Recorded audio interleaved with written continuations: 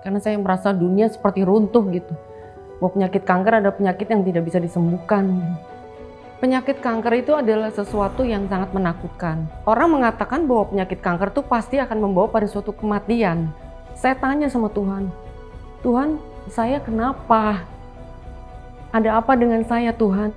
Waktu itu memang kondisi keluarga kami memang secara ekonomi hancur. Makanya saya tidak pernah berpikir kalau saya akan menjadi seorang Edward Chen. Tuhan berbicara lain. Saya di sliding tackle, jadi tulang kanan saya ini patah. Makanya waktu itu jujur saya marah sama Tuhan. Saya bilang, Tuhan kurang ajar. Zaman itu saya ingat banget penyanyi rohani Mandarin itu orang tua semua. Saya bilang, Tuhan saya bingung waktu itu. Waktu album itu jadi dan langsung booming. Saya nangis setiap kali pelayanan. Karena saya bilang, Tuhan, aku nggak tahu mau ngomong apa di panggung. Tuhan cuma ngomong, aku mau pakai kamu apa adanya.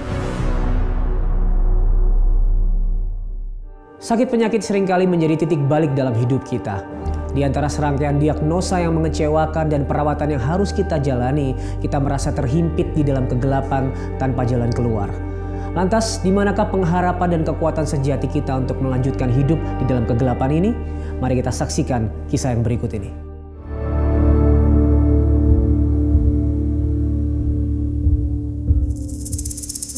Karena saya merasa dunia seperti runtuh gitu. Bahwa penyakit kanker adalah penyakit yang tidak bisa disembuhkan. Penyakit kanker itu adalah sesuatu yang sangat menakutkan. Orang mengatakan bahwa penyakit kanker itu pasti akan membawa pada suatu kematian. Setelah saya mengalami proses biopsi selama 3 minggu, hasilnya adalah positif bahwa saya mengidap penyakit kanker payudara stadium 3 dengan benjolan sebesar 7 cm. Saya menderita kanker ini dengan analisa dokter bahwa saya menderita kanker disebabkan oleh hormon karena proses menopause. Kadang-kadang memang hormon yang tidak seimbang bisa membuat berkembangnya sel kanker. Jadi bukan karena faktor keturunan tapi karena proses menopause. Beberapa hari setelah itu, setelah kami tenang, baru saya menyampaikan kepada anak saya bahwa saya mengalami sakit ini dan saya harus mengalami proses pengobatan yang cukup lama. Ya, suami saya terkejut. Suami saya mengatakan bahwa dia mengasihi saya dan dia berharap bersama-sama dengan suami dan sama-sama dengan anak saya akan menjalani proses pengobatan sampai dengan selesai. Dokter mengatakan kepada saya bahwa saya harus melewati 8 kali kemo, Pak. 4 kali kemo yang pertama itu adalah obat yang paling berat yang dipergunakan untuk mengecilkan semua sel-sel dan menghancurkan semua sel-sel kanker itu.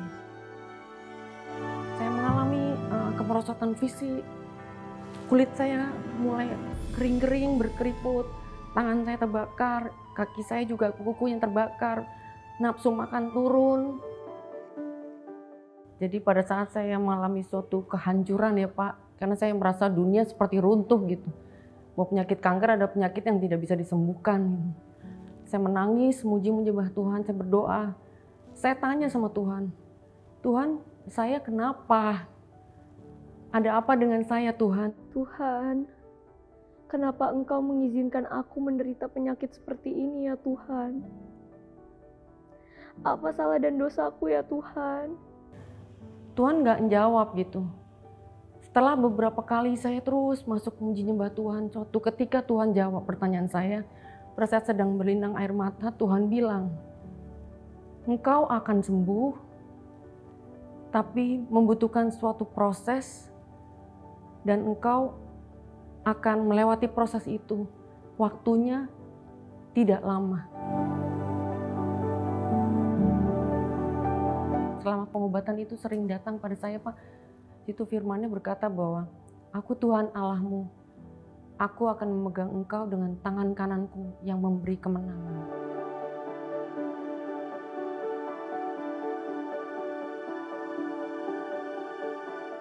Jadi dengan firman itu saya membangkitkan iman saya Pak, bahwa dalam suatu kehidupan Tuhan mengizinkan kita masuk dalam proses, di mana proses itu seolah-olah itu proses yang sangat gelap dan kelam, tapi ada Tuhan Yesus yang menolong saya. Kemudian saya dengan jawaban Tuhan saya merasa bahwa saya pasti akan sembuh, tapi saya melalui satu proses. Setelah kemo yang kelima itu, dokter itu mujizat terjadi pada saat dokter memeriksa, ternyata benjolan itu mengecil, Pak. Dia bilang, ini nggak mungkin. Kenapa dokter? Mengecil, benjolan itu mengecil. Dengan adanya benjolan yang mengecil itu, saya bangkit kembali semangat, Pak, bahwa masih ada mujizat buat saya. Kanker yang saya alami ini adalah kanker yang sangat agresif. Jadi kalaupun melalui satu kemo yang berkali-kali, biasanya sebelum operasi dia masih ada. Tapi terjadi mujizat dari Tuhan bahwa pada saat sebelum saya dioperasi, itu sudah hancur dan lenyap. Jadi nggak ada benjolan sama sekali.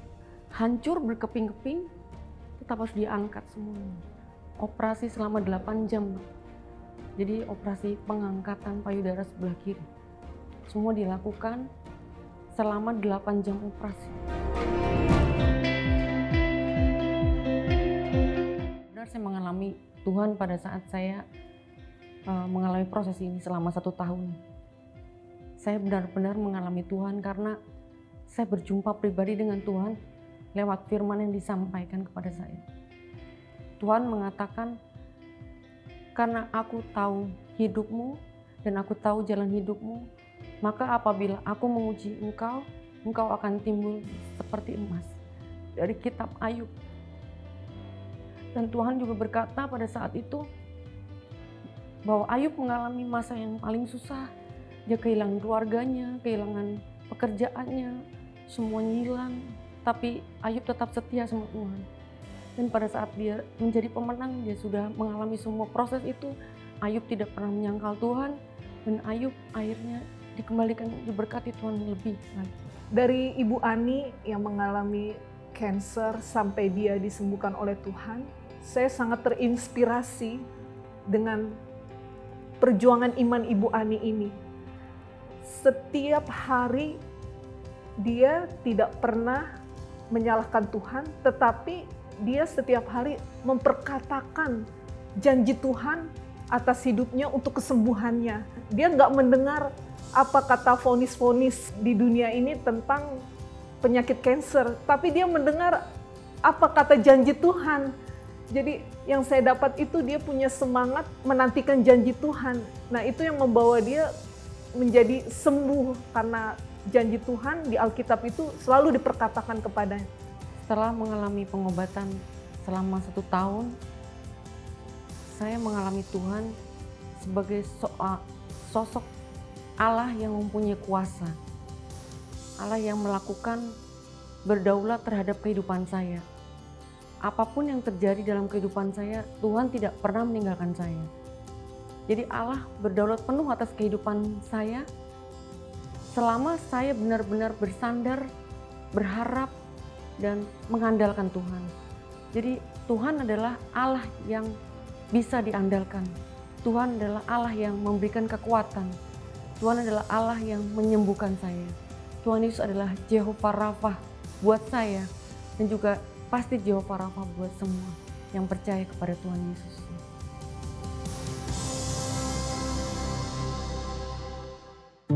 Yesus Kristus, Immanuel, penyertaannya yang sempurna, itulah yang menjadi kekuatan dan pengharapan kita di setiap musim hidup kita, bahkan di dalam musim yang penuh dengan kegelapan. Ia ada di setiap langkah hidup kita, ia ada di setiap proses hidup kita. Seperti sahabat kita yang satu ini, ia menemukan pengharapan dan kebaikan Tuhan di tengah permasalahan yang sedang dia alami. Bahkan ia menjadi berkat melalui karya-karya yang ia tulis di tengah kegelapan yang sedang ia lewati. Sebentar kita akan ngobrol dengan dia. Hatiku percaya,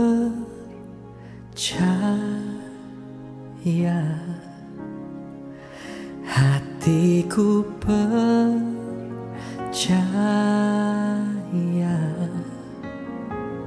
hatiku percaya. Shalom Kak Edwardson. Shalom. Aduh, apa kabar? Thank you buat waktunya mampir-mampir ke Solusi Thank you hari so ini. much. Thank you banget. This is my second maybe ya. Oh ya? Yeah. Dan nggak lepas ya bahwa banyak orang tahu Kak Edwardson ini seorang penyanyi rohani yang sudah memberkati banyak sekali orang. Tapi ternyata awal mula perjalanan iman dan karirnya dan pelayanannya ini dimulai dari satu musibah yang tidak disangka-sangka. Iya. Betul. Main bola. Ya, betul. Ada tampang pemain bola? Kalau dulu ya mungkin kayak pemain-pemain Italia rambutnya panjang kan ya. Itu umur berapa Kak waktu main bola itu? Ada musibah itu, cedera? Saya mulai suka main bola itu waktu SMA kelas 2 kelas 3. Dan itu betul-betul saya gila, tapi gila main bola lah gitu ya. Bahkan betul-betul dilatih pemain profesional begitu. Di Surabaya waktu saya kuliah tambah lagi gila main. Cuman waktu kejadian patah kaki itu waktu saya kembali ke Sumba karena orang tua saya kan di sana semua, saya asal juga dari sana. I see, yeah. Makanya kenapa Tuhan taruh beban itu ketika sudah menjadi Edward Chen dan sebagainya, Tuhan mengingatkan lagi awalnya dari Sumba. Dan waktu itu memang kondisi keluarga kami memang secara ekonomi hancur. Sebenarnya sudah dari saya kecil sih gitu ya. Jadi saya sangat minder. Makanya saya tidak pernah berpikir kalau saya akan menjadi seorang Edward Chen gitu, karena menyanyi itu bukan my power gitu, bukan sama sekali kekuatan saya. Jauh sekali. Saya cuma suka nyanyi aja. Tentu banyak pemirsa juga yang suka nyanyi, tapi kan tidak pernah berpikir jadi penyanyi. Ya sama seperti saya. Jadi malah saya lebih suka main bola, malah kepikir mau jadi pemain sepak bola dan sebagainya. Ya. Jadi waktu itu pulang ke Sumba karena kondisi ekonomi orang tua hancur. Sudah lama hancur sih sebenarnya, dan ini sudah semakin parah karena saya anak kedua dan saya lulus duluan dan saya lulus S1 teknik industri dan saya pulang bantu orang tua. Nah waktu bantu di sana lah main sepak bola lagi, ada pertandingan kabupaten waktu itu Agustusan biasa kan, ya kan? Agustusan biasa kan dari kabupaten lawan kabupaten gitu. Nah saya terlibat di situ dan ya Tuhan berbicara lain. Saya di sliding tackle, jadi tulang kanan saya ini patah. Lepas katanya. Lepas. Jadi V saya ini gini. Kan tuh ada dua tulang ya, besar dan kecil. Nah, itu patah dua-dua. Dan bisa dibayangin di sana waktu kejadian orang tua saya juga tidak punya uang untuk saya diterbangkan ke Jawa untuk operasi. Karena di sana waktu itu belum ada dokter operasi tulang. Sampai hari ini mungkin tidak ada juga, I don't know. Jadi karena tidak ada uang, jadi saya cuma dibungkus dengan batang pisang sama ikat pakai bambu gitu ya, tali rafia gitu, ikat selama sebulan. Dan tentu kaki saya tidak sembuh-sembuh gitu ya, tambah bengkak, pendarahan dalam dan sebagainya. Tapi puji Tuhan sekali lagi Tuhan gerakan keluarga jauh dari mami saya dari Surabaya. Dan itu setelah sebulan ya, tiap hari nangis, kakinya ditarik, lepas, tarik tiap hari, udah pokoknya nangis lah. Makanya waktu itu saya jujur saya marah sama Tuhan. Saya bilang Tuhan kurang ajar. Maksudnya gini, kalau Tuhan bikin saya keseleo kan bisa harusnya. Tapi kenapa sampai patah? Bikin mengecewakan orang tua. Saya harusnya pulang dari Jawa ke Sumba untuk bantu orang tua, malah menyusahkan orang tua. Begitu kan? Kok Tuhan tega gitu. Waktu itu ya saya berpikir seperti itu. Karena ya bahkan membuat saya sengsara, tidak punya uang kan untuk langsung diterbangkan ke Jawa. Jadi cuma pakai tradisional, tahan sakit begitu, aja tahan sakit, disiram-siram air tumbuhan. Kan orang kampung ya gitu. Jadi gitu. Ya tapi ya sekali lagi, segala sesuatu ketika kita belajar terus tahu diri gitu, dalam artinya bersyukur Tuhan ingatin dan saya minta ampun juga sama Tuhan, dan tetap saya bertahan di dalam iman saya tidak kecewa terus menerus dalam Tuhan. Sebulan kemudian ya itu ada keluarga jauh dari mami saya akhirnya membantu saya, suruh Edward berangkatlah ke Surabaya dan dia biayain operasi saya.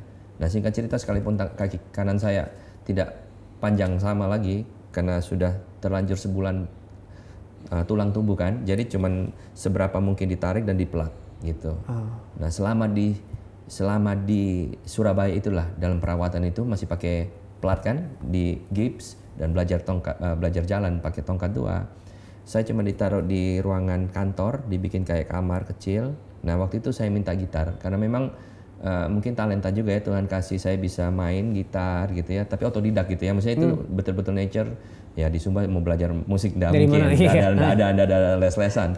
Jadi saya waktu itu masih kecil cuma lihat gembala gereja pendeta main gitar, lalu saya lihat dan saya coba sendiri. Dan hearing saya cukup, mungkin ya karena itu talenta Tuhan kasih, betul. saya bisa gitu.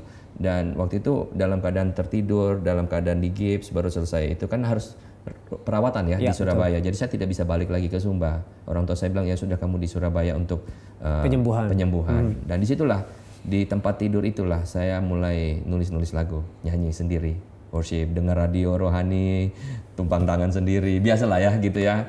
Cinta mula-mula muncul. Nah, karena saya lulusan Surabaya juga, teman-teman dengar, oh Edward Chan ada kembali ke Surabaya karena kecelakaan. Mereka datang jenguk. Nah, waktu mereka jenguk, kita nyanyi bareng, nyembah bareng. Akhirnya nyanyi lagu saya.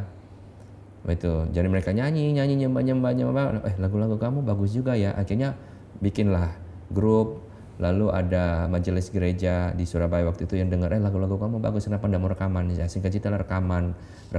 Akhirnya tahun 2002 saya dipercayakan untuk bersolo karir, untuk keluarkan album perdana, album Desire kalau nggak salah ya? Bukan. Sebelum itu ada album Indonesia lagi. pertama, tapi album kan saya namanya Edward Chan, jadi saya Mandarin.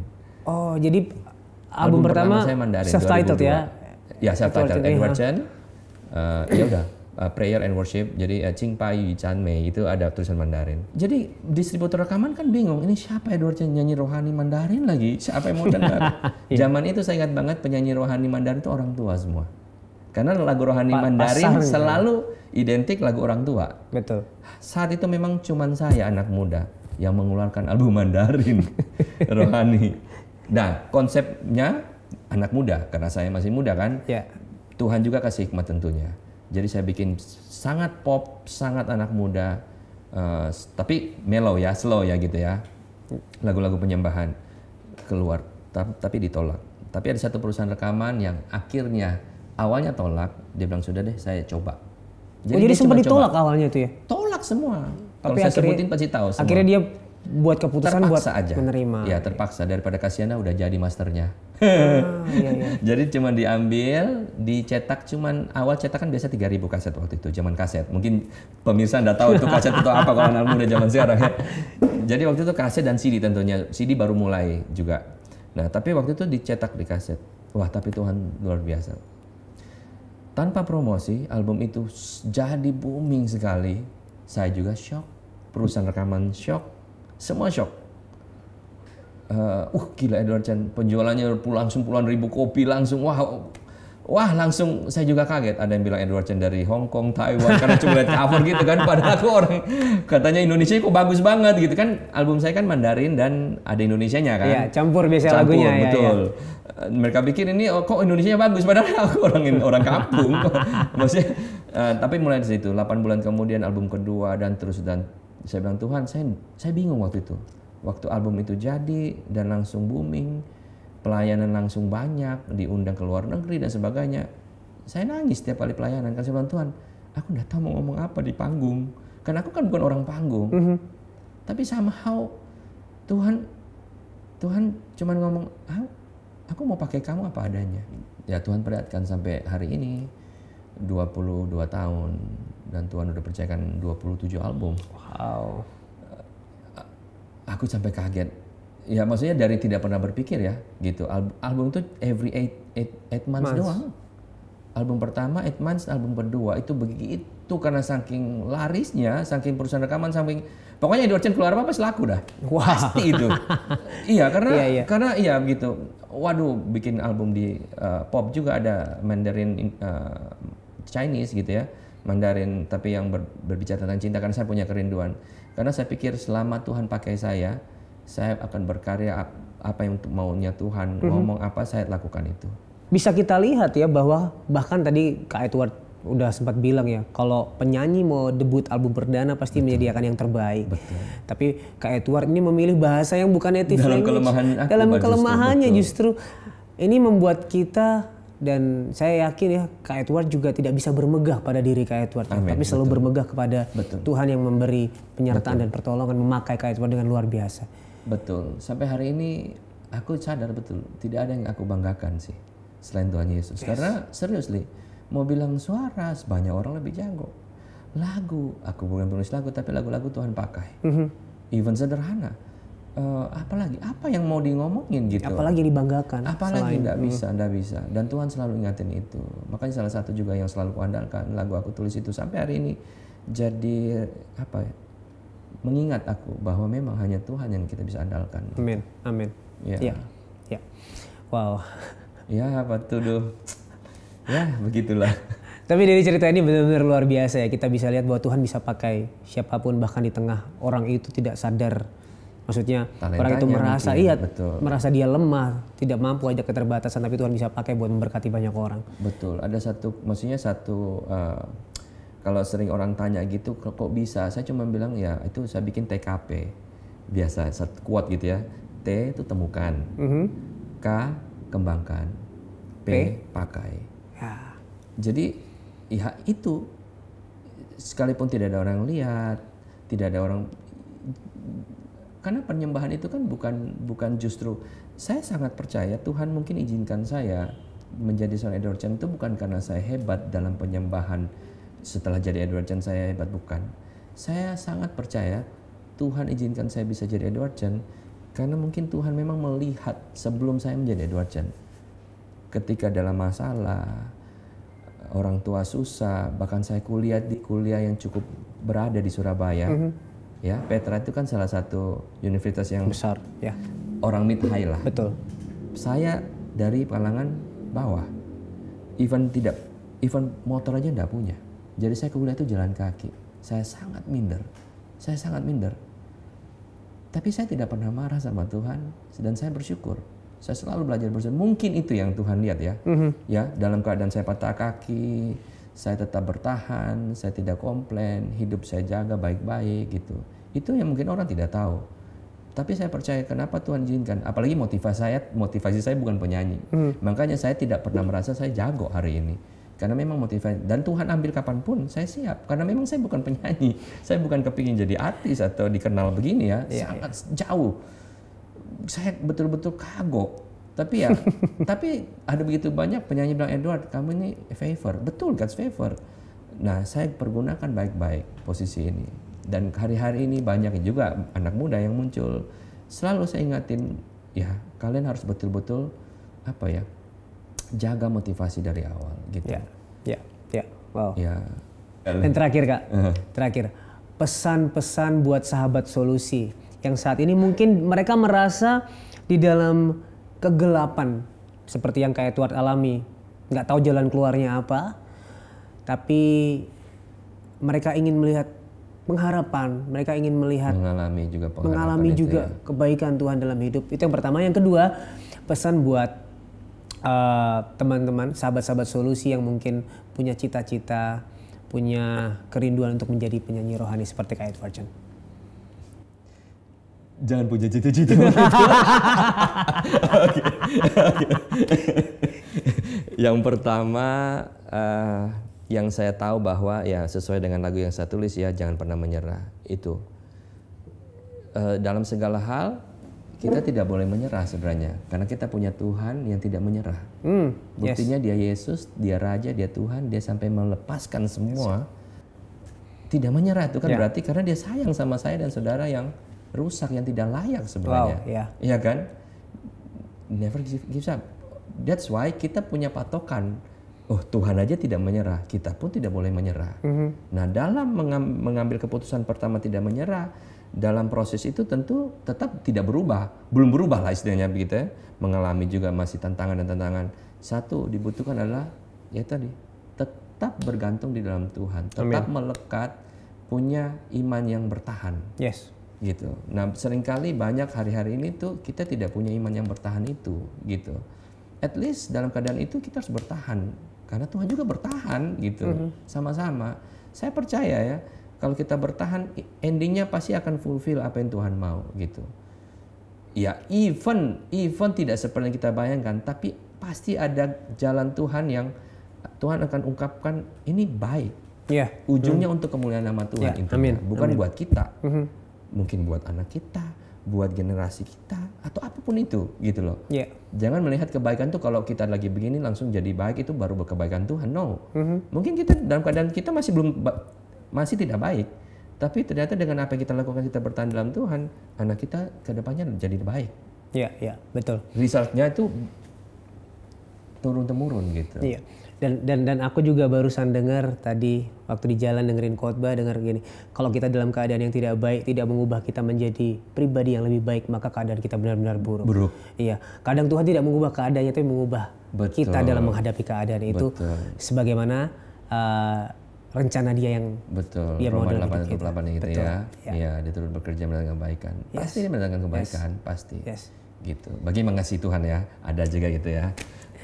Ya itu yang pertama ya. Jadi saya harap semua yang mendengar bertahan, jangan menyerah, tetap bergantung sama Tuhan. Itu sudah. Ya. Itu sudah. Lalu kedua tadi cita-cita, jangan bercita-cita katanya. Jangan bercita-cita. jangan bercita-cita. Karena menurut saya sih penyanyi rohani itu bukan suatu karir ya. Jadi buat saya jangan bercita-cita ya. Karena itu sekali lagi semua kita di rohani itu panggilan pasti. True. Tahu betul, maka tadi saya bilang temukan panggilanmu, kembangkan panggilanmu dan pakai panggilan itu. Jadi panggilan itu bermacam-macam. Tadi saya bilang selama 3 tahun saya tidak di panggung, tapi saya langsung di masyarakat. Bukan berarti saya kalah dalam arti kayak orang yang biasa sebagai penyanyi gitu ya. Oh saya tidak melakukan apa-apa, no. Di panggung saya tidak melakukan apa-apa. Tapi dampaknya jauh mungkin lebih besar daripada di panggung kalau saya melakukan itu. Jadi tadi saya bilang, jadi bercita-citalah masuk dalam panggilan yang Tuhan taruh dalam hati kita. Fulfill it. Itulah panggilan yang sesungguhnya. Itulah cita-citamu yang sesungguhnya sebenarnya. Tidak ada patokan harus jadi ini, jadi itu, enggak. Gitu. Buat saya begitu. Tapi kalau memang talentamu ada di nyanyi, seperti saya cuma suka nyanyi dan akhirnya Tuhan pakai, ya itu tadi, ya berarti mulai dari itu balik lagi temukan, kembangkan, pakai. Wah, TKP. Mazmur 23 ayat 4 berkata, sekalipun aku berjalan dalam lembah kekelaman, aku tidak takut bahaya sebab Engkau besertaku. Gadamu dan tongkatmu itulah yang menghibur aku. Yang membuat kita tenang di dalam hidup bukanlah tiadanya lembah kekelaman. Yang membuat kita tenang di dalam hidup adalah adanya penyertaan Tuhan Sang Gembala yang baik, bahkan di dalam lembah kekelaman. Mungkin hari-hari ini sahabat sedang berada di dalam lembah kekelaman. Tapi ingatlah satu hal, di dalam kekelaman yang Yesus alami di atas kayu salib, Ia rela ditinggalkan oleh Bapa karena menanggung dosa kita, agar untuk selama-lamanya, bahkan di dalam lembah kekelaman, kita tidak pernah ditinggalkan. Mari kita sama-sama berdoa.